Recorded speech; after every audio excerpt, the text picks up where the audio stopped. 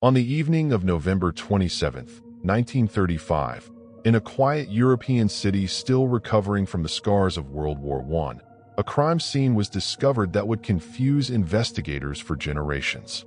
It was not a murder that shocked people. It was not blood. It was not violence.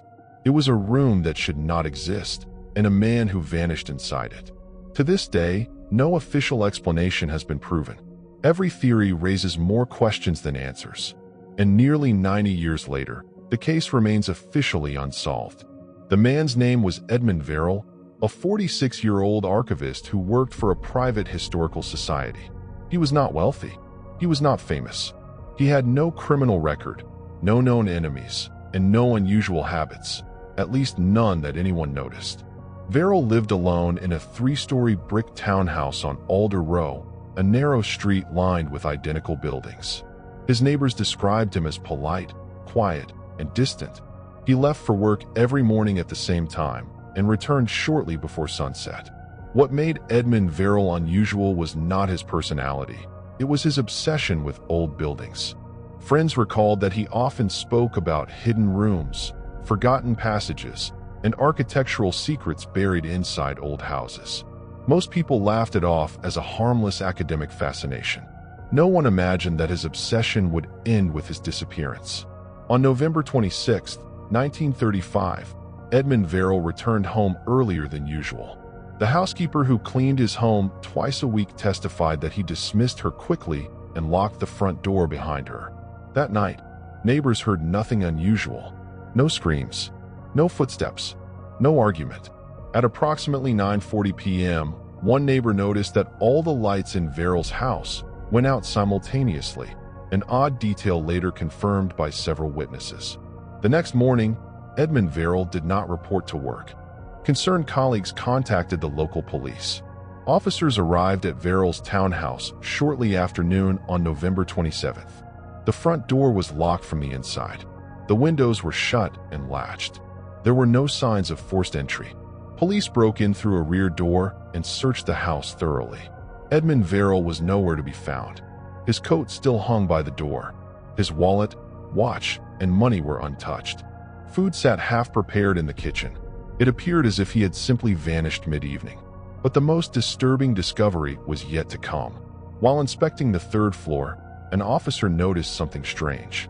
One of the walls sounded hollow when tapped, inconsistent with the building's blueprints. When the wall was opened, investigators uncovered a hidden room. The room was small, approximately 6 feet by 8 feet. It had no windows, no ventilation, and only one entrance, a narrow door that could be locked only from the outside. Inside the room, they found a wooden chair, a notebook belonging to Edmund Verrill, a lit oil lamp that had burned out recently. There was nobody there. No blood, no signs of struggle, no secret passage, just an empty room that should not have existed. The notebook discovered inside the hidden room became the most haunting piece of evidence. Its final entries were written in Verrill's handwriting and dated the same night he disappeared. The writing was calm at first, analytical, detailed, but gradually became fragmented and unsettling. One entry read, "The measurements are wrong. Space exists, but it should not. I can stand inside it, yet it is not on any plan." Another read, "When the door closes, the sound changes. It feels as if the house forgets this room." The final sentence, unfinished, simply said, "If the theory is correct, I will." The sentence ended there. Police brought in architects, engineers, and structural experts. Every inch of the house was examined. There were no secret tunnels, no trapdoors, no hidden exits. The room had solid brick walls on all sides. The ceiling connected directly to the roof. The floor rested on thick beams. There was no possible way for a man to leave the room, unless someone opened the door from outside. But that raised another problem. The door's lock showed no fingerprints except Verrill's own. At first, investigators suspected an elaborate hoax. But why fake your own disappearance and leave behind all possessions? Next came the idea of murder.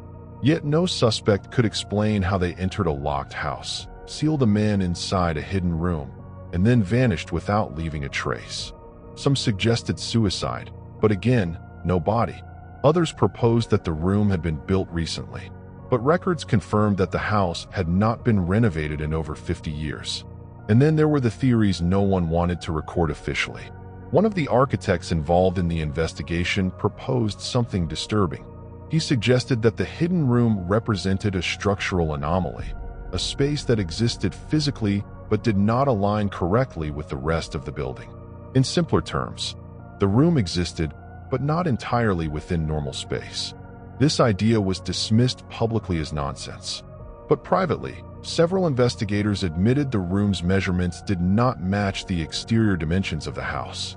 The room was larger inside than it should have been. As newspapers reported the mystery, readers from other regions began writing letters describing similar experiences. One letter mentioned a house where a storage closet appeared overnight. Another described a stairway that led nowhere. Most were ignored, but one report stood out. In 1911, in a different country, a man had vanished from a locked cellar under nearly identical circumstances. That case was also never solved. The files were sealed. By early 1936, the case reached a dead end. With no evidence of a crime and no explanation, authorities sealed the hidden room permanently. The wall was rebuilt. The house was sold under strict conditions. Future owners were never told about the room. But strange things continued to happen. Over the years, residents reported hearing faint tapping noises from the third-floor wall, always at night. Maintenance workers complained of sudden temperature drops near that section of the house. One tenant claimed he heard a voice whispering, "It doesn't open from this side." The reports were dismissed as imagination. Until 1968, during renovations, a worker accidentally broke into the sealed wall. The room was still there. Inside, they found something new.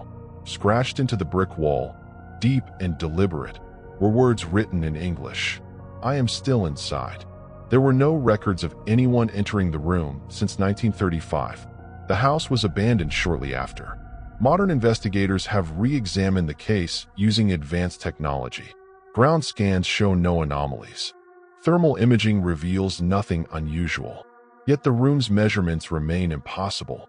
Edmund Verrill was never found. No remains, no evidence of escape, no explanation. The official conclusion remains: disappearance under unexplained circumstances. Was Edmund Verrill the victim of a perfect crime?